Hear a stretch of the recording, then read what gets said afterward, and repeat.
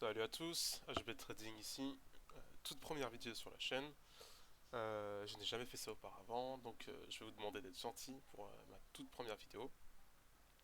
Alors aujourd'hui sur cette vidéo, j'aimerais vous présenter ce qu'est mon avis sur le marché, mon sentiment sur le marché, et donc comme le dit le titre de la vidéo, pourquoi je m'attends à un BTC à potentiellement 20K pour ce cycle. Alors pourquoi 20K? On va le voir dans cette vidéo, pourquoi. Donc je vais vous présenter différents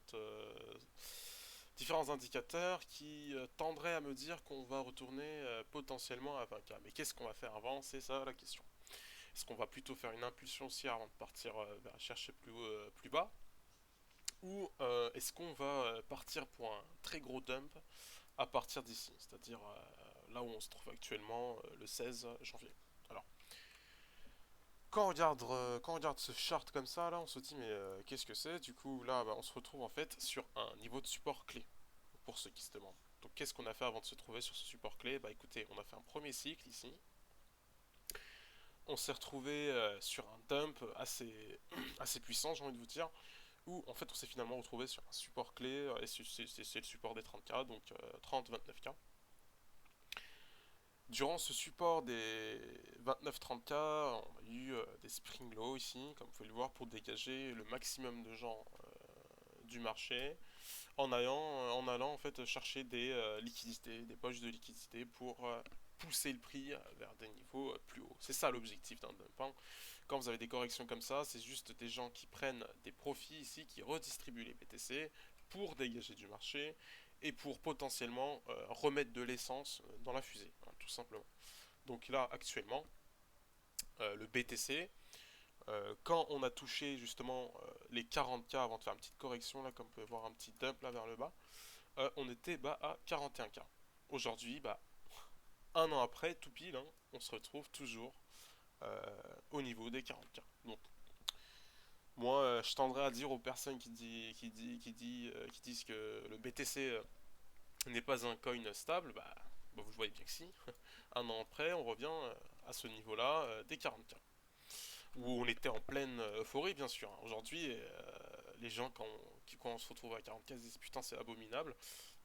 Alors que les gens qui ont vécu cette euphorie-là, ce bull run-là, enfin, ce mini bull run, ils se sont bien remplis les poches. Et quand on a touché les 40K pour la première fois, c'était incroyable pour tout le monde. Et aujourd'hui, les gens disent que ça fait pitié.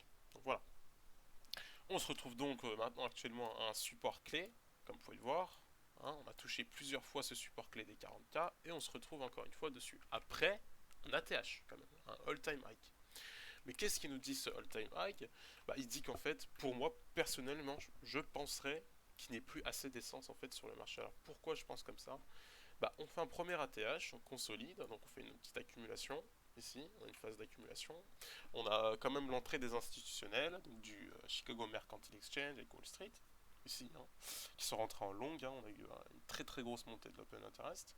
Et on fait une autre poussée. Mais la poussée, elle s'arrête où?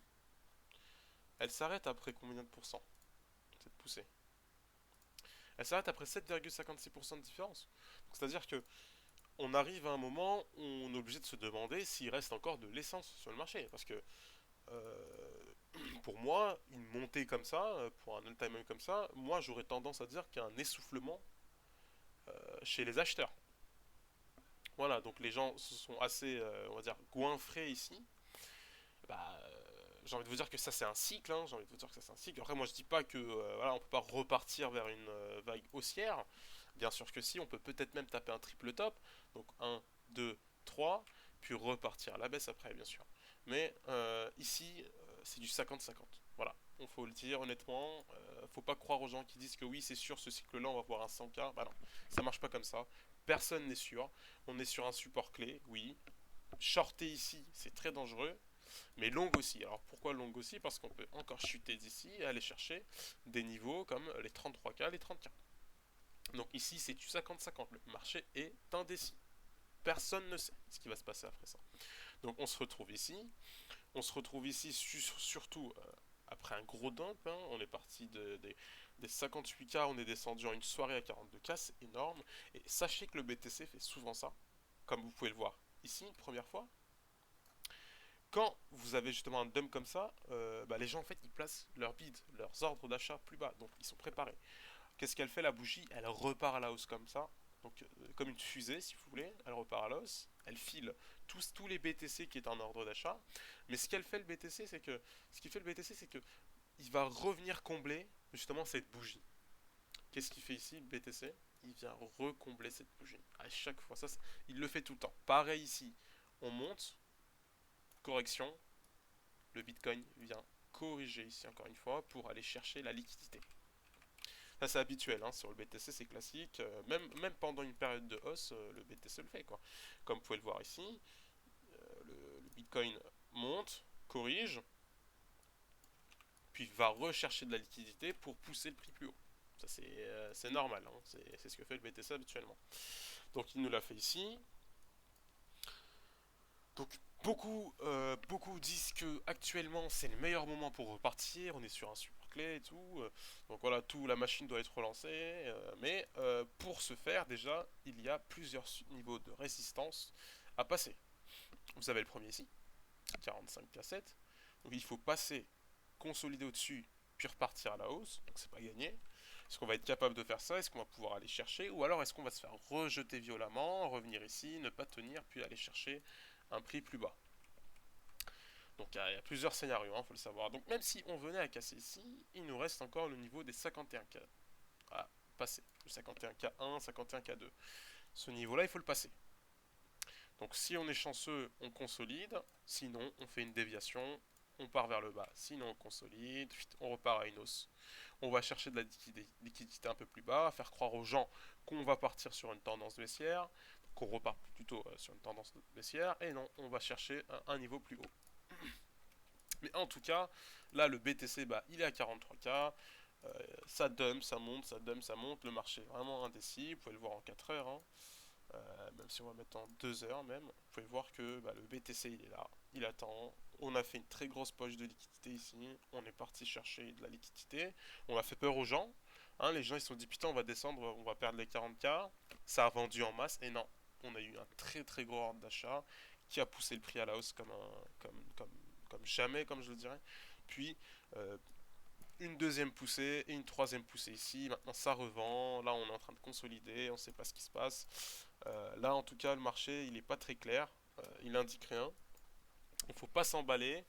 Attendre qu'on vienne ici peut-être. Moi j'aurais potentiellement si on veut tenter un long. C'est pas bête de lancer un long là. Mais déjà il ne faut pas aller sur des leviers abusés. Et surtout, euh, si on voit qu'on ne résiste pas, et si on est long ici, si vous êtes long ici, vous voyez que ça ne résiste pas ici, qu'on commence à partir en bas, ouais, c'est pas bon signe. Parce qu'il faut renverser la tendance, consolider au-dessus, puis partir. Mais si on consolide pas au-dessus, ça ne marchera pas. On va repartir chercher un niveau plus bas. Ça c'est clair. Donc le Bitcoin là il est indécis, ça faut le savoir.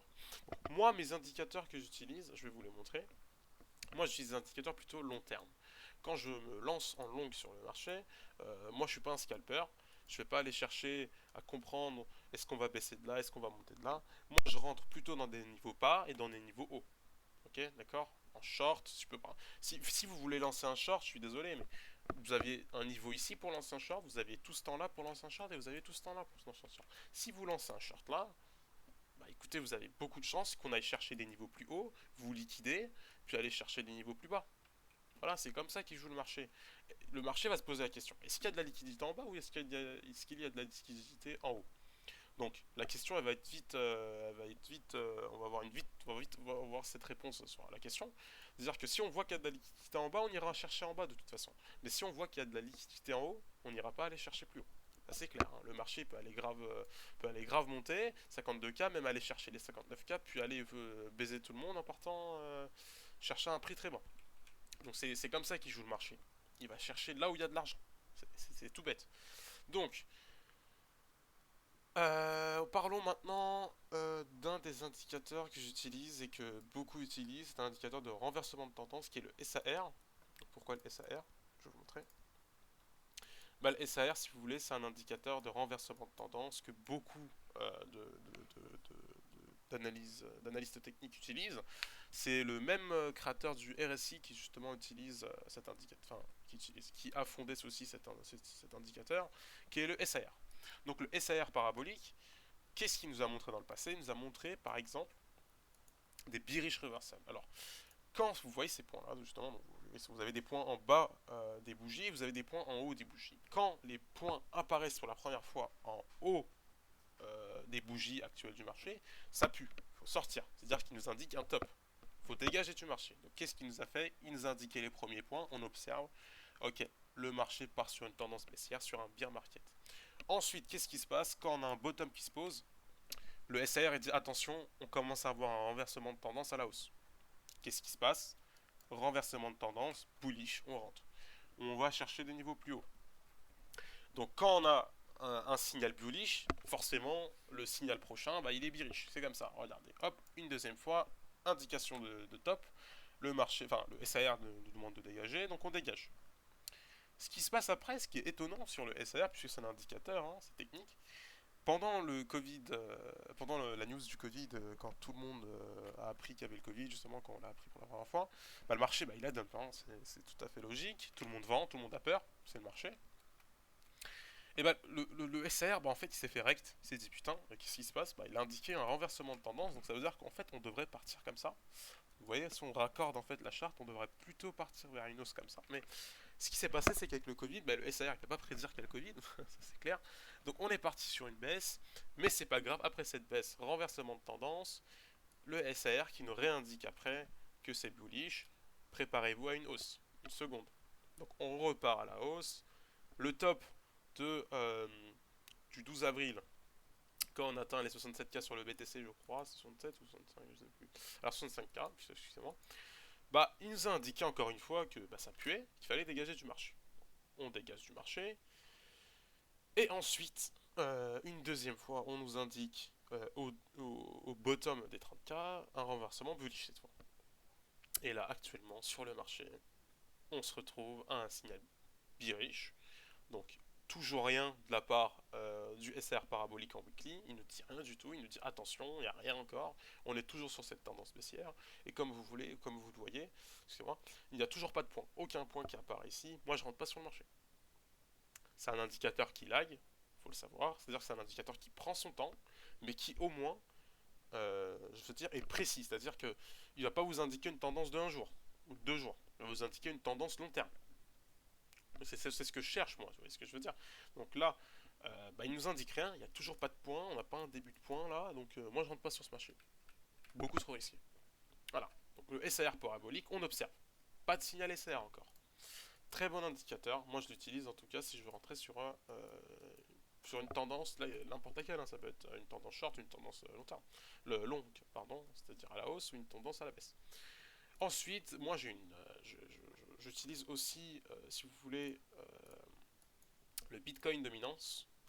En fait, le Bitcoin dominance, c'est super, super important puisque en fait, le Bitcoin dominance, il va indiquer quand est-ce que les gens rentrent sur le Bitcoin et quand est-ce que les gens ne rentrent pas sur le Bitcoin. Actuellement, personne ne rentre sur le Bitcoin. Pendant le dump de mai, ce dump incroyable qu'on a eu pendant mai, justement ici, la Bitcoin dominance, excusez-moi, la Bitcoin dominance, en fait, elle est partie vers le bas pour indiquer que en fait là il y a une redistribution, les gens ils partent plutôt sur les halts, personne ne cherche à se faire de l'argent sur le Bitcoin, parce qu'on a atteint un top logiquement, donc ça va plus pousser quoi, tout le monde a fait son bénéf.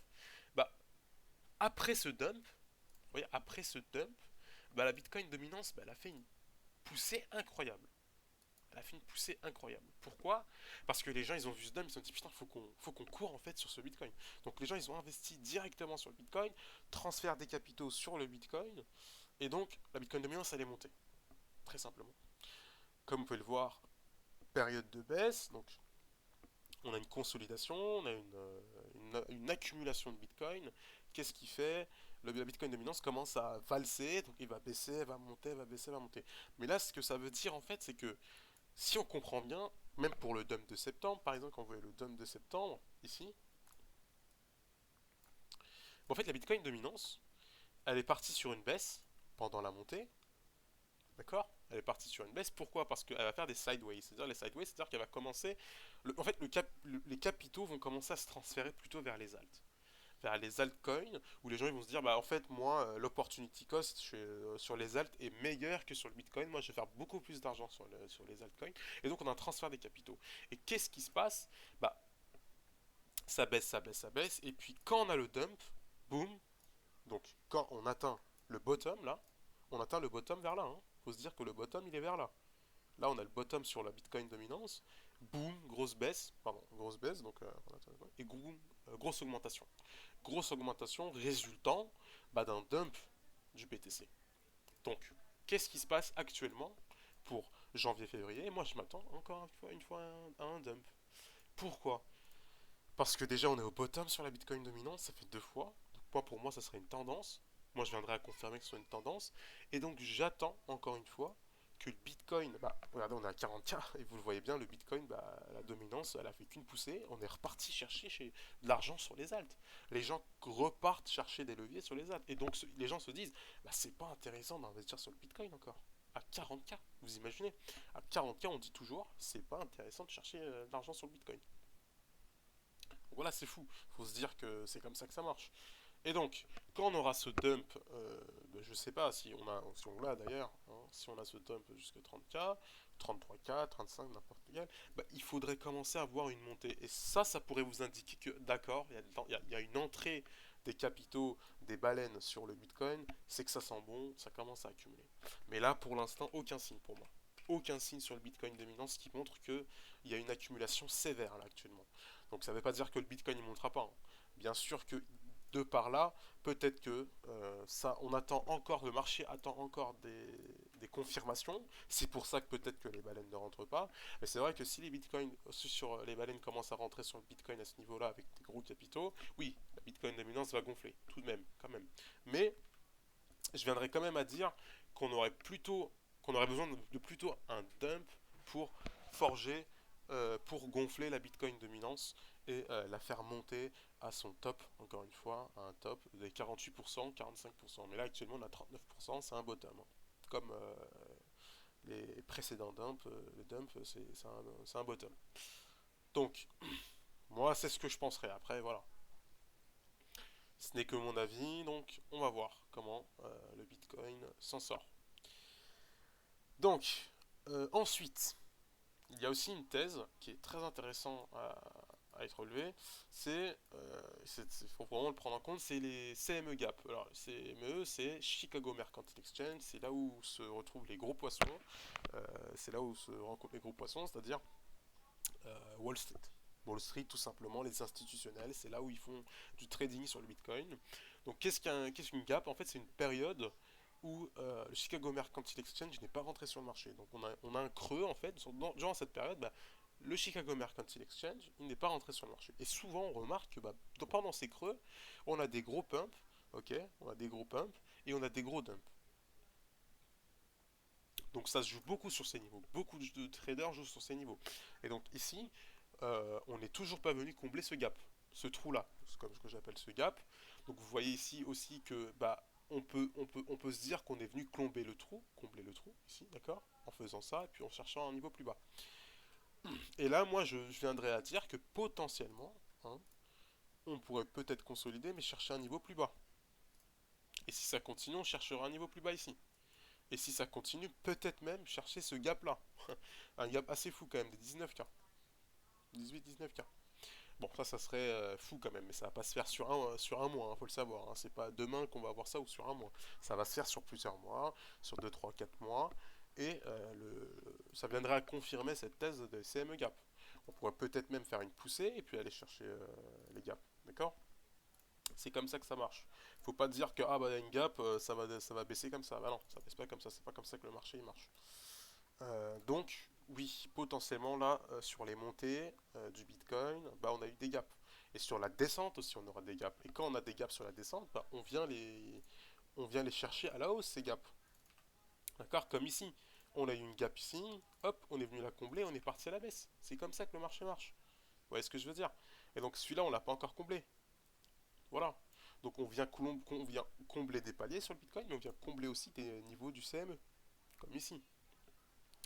Donc voilà, faudrait être patient, mais un des plus gros gaps du CME là, il se retrouve à 25K.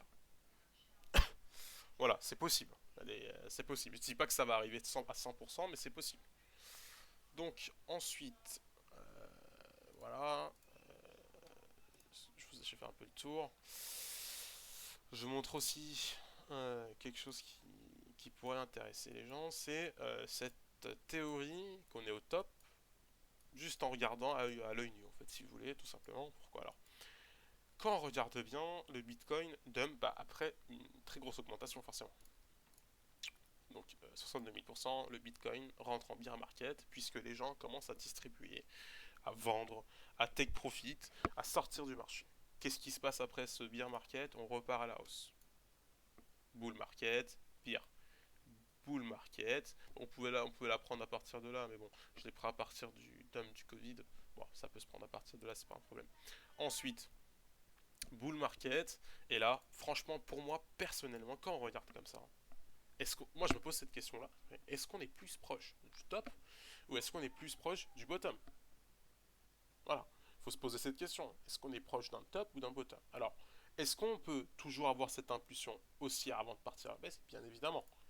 Regardez ici, on aurait eu tendance à croire qu'on va rentrer en bear market, on n'est pas rentré en bear market, on a fait une correction, puis on est rentré en boule, encore une fois, on a fait une dernière impulsion, et on est parti chercher le bear market. Ça peut exactement faire la même chose encore une fois, correction, puis aller chercher un niveau plus haut. Bon, là j'ai abusé, c'est sur les 410 000, mais je ne prenais pas au sérieux. Mais aller chercher un plus haut, puis aller chercher le bear market. En tout cas, la prochaine vague haussière, hein, je suis désolé, mais c'est le bear market. Faut pas croire qu'ensuite on va refaire une correction, on va repartir sur des niveaux plus hauts. Faut pas s'imaginer comme ça. Hein, c'est pas la vie, c'est pas gaufrette. Donc, en tout cas, à partir de là, on peut dump aussi. Faut le savoir. Hein. Donc, si on dump à partir d'ici, on peut dire que le Bitcoin, le bottom serait à 19K. Alors, pourquoi je dis que le bottom sera à 19K? Alors, laissez-moi vous montrer quelque chose de très intéressant. C'est le moving average.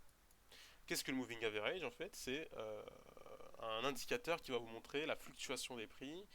En fait, ça va vous faire une moyenne en fait du prix depuis le début du listing. Je sais pas moi ça marche pour n'importe quel coin, hein, mais c'est un indicateur qu'on utilise souvent sur le Bitcoin. Donc voilà, je l'utilise aussi sur le Bitcoin. Et en fait, ce moving average, bah, souvent, il sert de support au Bitcoin. Alors, je vais vous montrer comment ça marche. Par exemple, pour le Bitcoin, je vais le prendre à partir de là, hein, mais tant qu'on ne se trouve pas en dessous de ce moving average. Donc, les indicateurs, excusez-moi, j'ai oublié de vous montrer d'abord les paramètres en entrée, mais les paramètres en entrée, c'est du 50-200 en weekly. D'accord? Weekly time frame, 50-200, les paramètres d'entrée. Donc ça veut dire que c'est du 50W et du 200W. C'est comme ça que les traders l'interprètent. Moving average, 50W, 200W.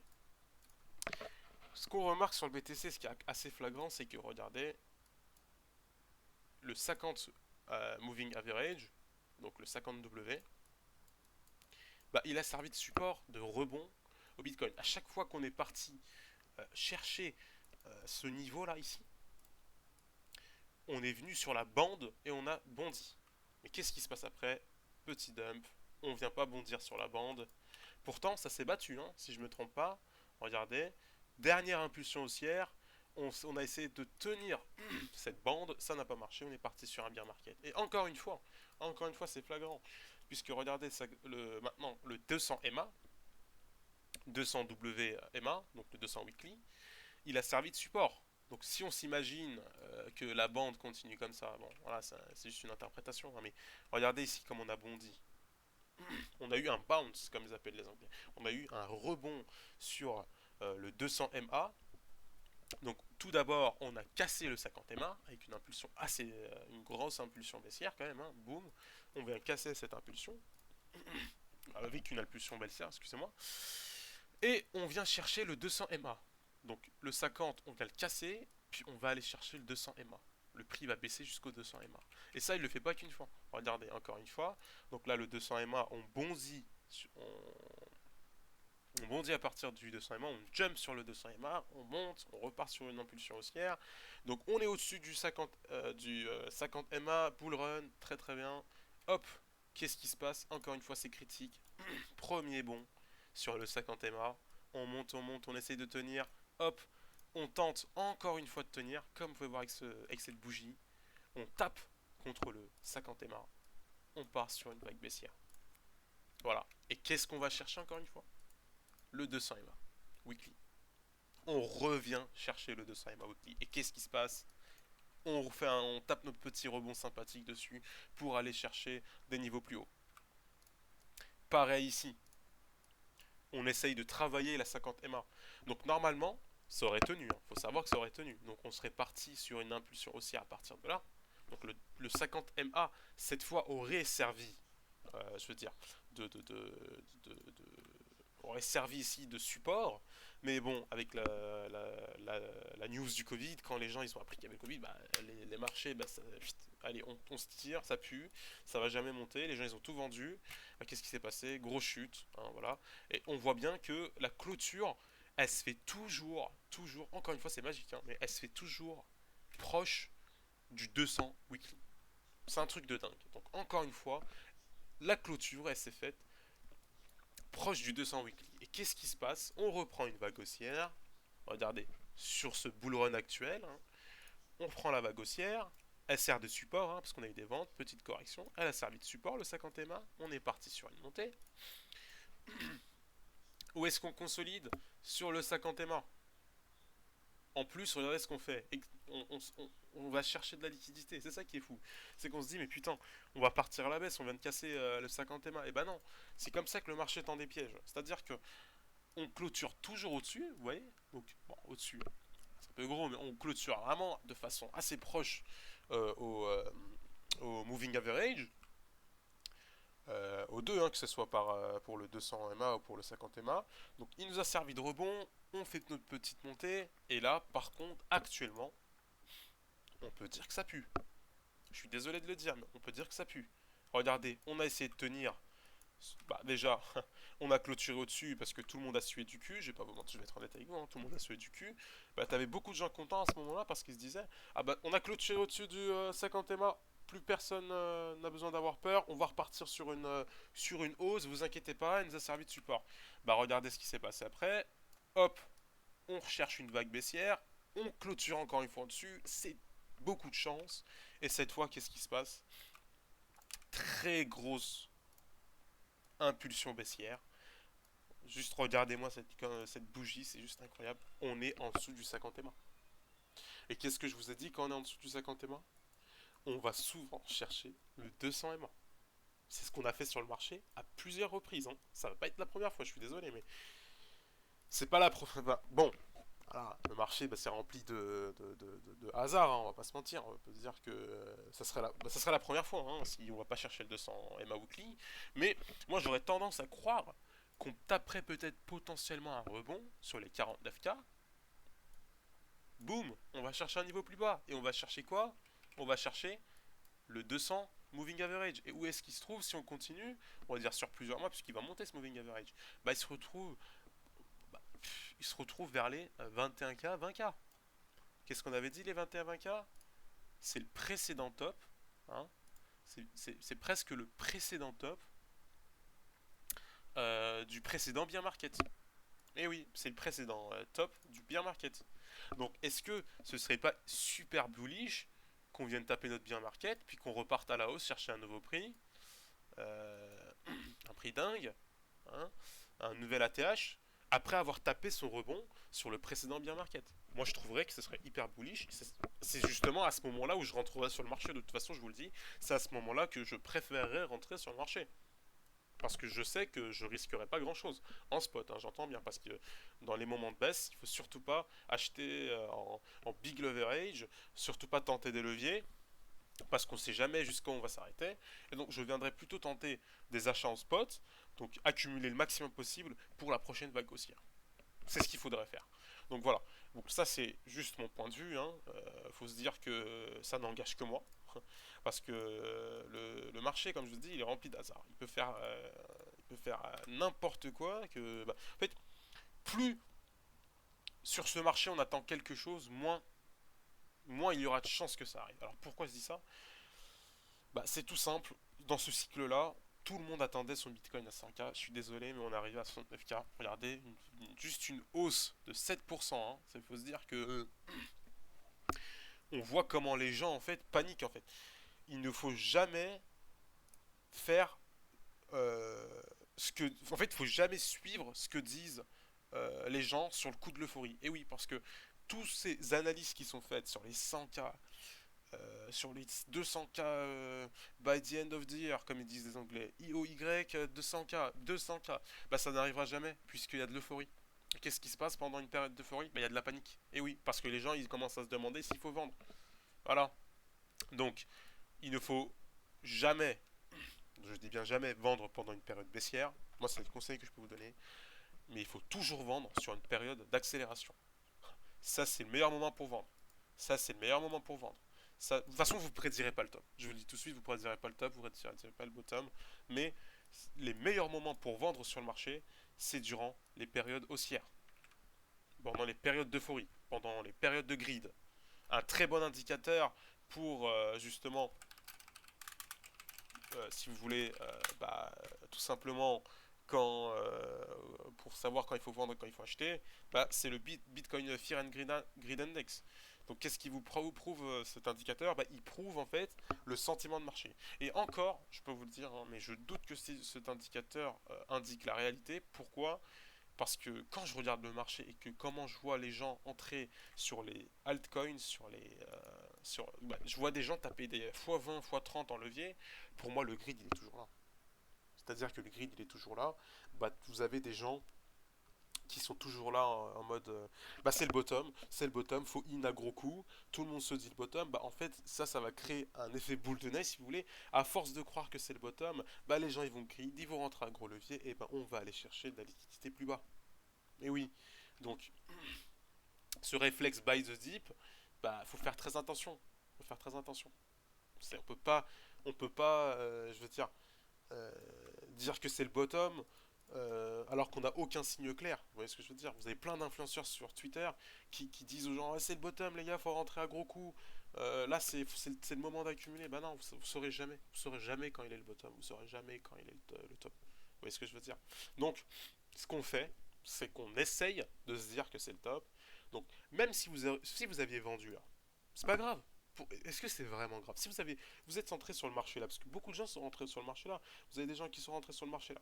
Si vous avez vendu là, mais tant mieux, mais prenez vos profits. Vous avez fait à peu près 235%. Vous avez des gens qui sont rentrés ici. Qu'est-ce qu'ils ont fait? Ils ont fait 98%. 114% à tout pété. Les vrais gagnants, c'est qui les vrais gagnants? C'est ceux qui sont rentrés là. Je suis désolé de vous le dire. Hein. Vous n'êtes pas gagnant si vous êtes arrivé sur le marché en 2021. Alors oui, bien sûr que vous pouvez faire de l'argent, bien sûr que vous pouvez faire des gros bénéfices. Moi, je ne vous le dis pas. Mais les vrais gagnants, c'est ceux qui sont rentrés sur le bear market. Voilà, pas pendant la période d'accélération, parce que sinon c'est nul. Vous avez moins de chances de faire des bénéfices si vous rentrez tard que si vous rentrez plus tôt. Donc, est-ce qu'entrer sur le marché c'est worth maintenant? Est-ce qu'actuellement entrer sur le marché ça vaut le coup? Moi j'aurais tendance à penser que non. À votre avis, franchement, combien de combien on pourrait monter à partir de là? Si on est monté de 7% de là à là, après quand même une grosse période d'accumulation quand même, quand même 3 mois, vous pensez qu'on pourra aller où? Maximum là, peut-être 77 000. Ouais, d'accord. Donc oui, pourquoi pas entrer sur le marché là? Mais moi je préfère rentrer après un bien market, parce que désolé pour moi, mais pour moi ça c'est pas un bien market. Je préfère rentrer pendant une période vraiment de baisse où les gens capitulent, se disent ça pue sa mère les cryptos, moi je dégage du marché. C'est là qu'il faut rentrer. Mais là, je suis désolé, mais quand on voit tous les jeunes qui commencent à rentrer sur le marché, ou votre voisin qui vous parle du Bitcoin, ça sent pas bon. Ça sent pas bon, faut être honnête. Après, ne prenez pas mon avis comme un call, comme un conseil financier, ça n'est pas un, ce n'est que mon avis personnel. Moi, en tout cas, ici, je préférais attendre des confirmations avant de rentrer sur une, sur une dernière hausse, ok? Mais ici, moi, je rentre pas. Je rentre pas sur le marché. C'est beaucoup trop risqué. Si je me fais dump sur la gueule, ciao. Vous allez stresser, vous allez péter tout le mois de février, tout le mois de mars, tout le mois d'avril peut-être même. Vous allez vous dire, putain, est-ce que ça on va remonter? Parce que si on va aller chercher les 19K, vous êtes dans la merde. Vous êtes out du marché. Voilà. Donc c'est comme ça que ça marche, hein. C'est comme ça que ça marche. Quand on regarde le RSI, alors, par exemple, vous avez un indicateur, le RSI qui est magnifique, bah oui, on est sur un niveau très bas quand même. C'est de là que se jouent les pumps, hein, souvent. Où est-ce qu'on est monté en daily? Quand le RSI a indiqué un bottom. Ici, bah, vous avez un petit bottom, oui, on est à 30%, je le conçois. Mais quand on regarde en weekly,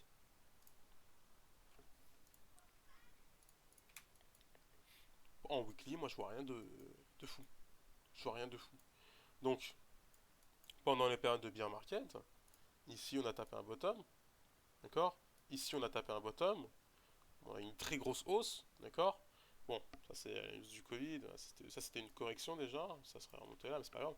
Mais ouais, pourquoi pas un niveau à 30%, 32%? Ouais, moi je dirais que c'est pas mal. Ici on a consolidé à 40%, d'accord, je le conçois. Mais ça c'est les baleines qui ont fait monter le prix. Ça c'est les institutions qui sont rentrées qui ont fait monter le prix. C'est pas vous la retail, c'est eux qui manipulent les cours. Voilà, je vous le dis honnêtement. C'est eux qui manipulent les cours. C'est eux qui font que le Bitcoin pousse comme un dingue et comme ça. D'accord? Donc oui, c'est pas mal ici. On peut se dire qu'il y a un double bottom là et puis on part à la hausse, bien évidemment. Mais il faut quand même attendre des signes. Il faut quand même attendre des signes. Bon, ouais, celui-là, premièrement, il est bullish, hein. On va pas se mentir. Voilà, il est bullish. On pourrait se dire qu'il est bullish. Mais bon, moi perso, c'est pas ça qui me ferait rentrer sur le marché. Après voilà, quand je regarde le monthly, bah, je suis désolé, mais c'est dégueulasse. En monthly, vous avez une divergence baissière. Pareil pour le MACD, j'en suis sûr, hein. C'est pas besoin de voilà. Bearish cross bientôt. Prochaine vague baissière. C'est ce que tendrait à dire le MACD, le MACD. Hein, c'est ce qu'il dit, c'est ce qu'il dit, ça pue. Après voilà, est-ce que ça va puer comme ici pendant 30 secondes, pendant 2-3 jours, pardon, 2-3 mois, ou alors ça va puer pendant 6 mois peut-être, 7-8 mois, un an peut-être. Bah, un bear market c'est long, donc faut se préparer. Donc faut avoir du stable à côté, faut pas hésiter, hein. Mais en tout cas, il y a beaucoup de gens qui ont réalisé des profits. Regardez Avax, le Avax, je suis désolé, mais on va prendre un autre graphe hein, quand même, sinon c'est pas ouf. Ouais, bon, on va aller sur Binance. Le Avax, bah, je vais supprimer les dessins. Le bear market, quand on est rentré en bear market, enfin bear market, désolé, c'est même pas un bear market, mais quand on est rentré en période de baisse, au 29K, déjà on a fait une montée à 57 dollars, on est parti sur une baisse, bah, deuxième cycle haussière, enfin deuxième cycle haussière, deuxième poussée haussière, qu'est-ce qu'on a fait? On est parti chercher un niveau plus haut, 140 dollars, un ATH à 145 dollars. Le Solana, pareil. Donc voilà, donc arrêtez aux gens de dire qu'on était en bear market en 29K. Moi je vois beaucoup de gens dire qu'on était en bear market à 29K. Bah non, ah non, désolé. Ça, pour moi, c'est pas un bear market, c'est juste une correction normale, saine. On a une période d'accumulation juste pour pousser le prix plus haut. On est parti chercher de la liquidité, c'est tout. Ne dites pas que c'était un bear market où tout le monde prend ses profits et que tout le monde capitule. Bah non. Là, vous voyez bien sur le Solana, pareil. On est parti au dump de juin. Bon, on était à combien? On était à 47 dollars, si je ne me trompe pas. Donc là, je vais vous dire. euh, voilà. Donc on est parti chercher les 55 dollars. Correction, baissière, hop, on vient rechercher un autre prix. Nouvelle poussée haussière. Et on a fait quoi sur le PTC? On est juste parti de 64K à 64 9K, hein. Juste 4K de différence. Et pourtant, bah, les alts, ils ont fait leur bull run. Et ouais, ils sont montés de combien? Voilà, 1000% presque. Avax, combien? 1347%. FTM, combien? FTM, allez, exemple. Ouais, c'était pas là, c'était vers là. Ouais, c'était un peu plus avant. Mais la FTM, ouais, elle est bien montée quand même, hein. Donc, ouais, super. Donc le bear market, là. Enfin, le bear market, comme vous l'appelez. On était à combien? 16 centimes. Voilà. Voilà ce qu'ils appellent un bear market. D'accord? Donc qu'est-ce qu'on a fait sur le BTC? Je vous ai dit 65K, 69K, c'est pas une grosse hausse, 7%. Putain, vous imaginez si on était monté à 100K? Le FTM il aurait été à 6-7 dollars. Facile. Donc voilà. Faut vraiment se dire que un bear market c'est long, c'est chiant. Et c'est affreux. Vraiment, il y a beaucoup de gens qui capent dessus, beaucoup de gens perdent de l'argent. Et là, pour moi, ça n'en est pas un. Ça n'en est pas, on n'en a pas eu de bear market, on n'a pas eu un bear market concret. Donc là, moi je dis que ça. Moi j'aurais tendance à penser en regardant la gueule de la charte, là, comme ça, à me dire que bah, ça arrive bientôt. Ça arrive bientôt. Alors, oui, très bien taper un double market structure ici. On peut aller chercher un niveau plus haut, bien évidemment. Je ne dis pas, je dis pas. Ou alors, on va chercher un dead cat bounce. Qu'est-ce qu'un dead cat bounce? Bah, c'est le rebond du chat mort, comme ils appellent. Bah, on va consolider ici et boum, on va chercher un niveau plus bas. Une autre correction avec une grosse candle ici, comme la dernière fois. D'accord? Grosse correction. Et là, bah, ça va faire mal. Ça va piquer. Ça va piquer. On pourra aller peut-être descendre jusqu'au 35K. Et là, les gens ils vont se chier dessus. Ça va vendre à gogo. Donc voilà. En tout cas, bah, la vidéo elle s'arrête ici. C'était juste le partage de mon sentiment sur le marché actuellement, sur ce cycle. Si vous avez aimé la vidéo, n'hésitez pas à laisser votre pouce bleu. N'hésitez pas à commenter aussi, à donner votre avis. C'est ma première vidéo sur la chaîne, donc je suis pas un habitué, hein, c'est la première fois que je lance une chaîne YouTube. Donc généralement sur cette chaîne, je partagerai mon avis sur le marché, sur quelques coins que j'ai à vous présenter aussi. Il y aura de l'analyse, il y aura de tout. Et voilà. Je vous remercie pour le temps que vous m'avez accordé. Bonne soirée à vous, bonne journée si vous regardez un matin. Au revoir.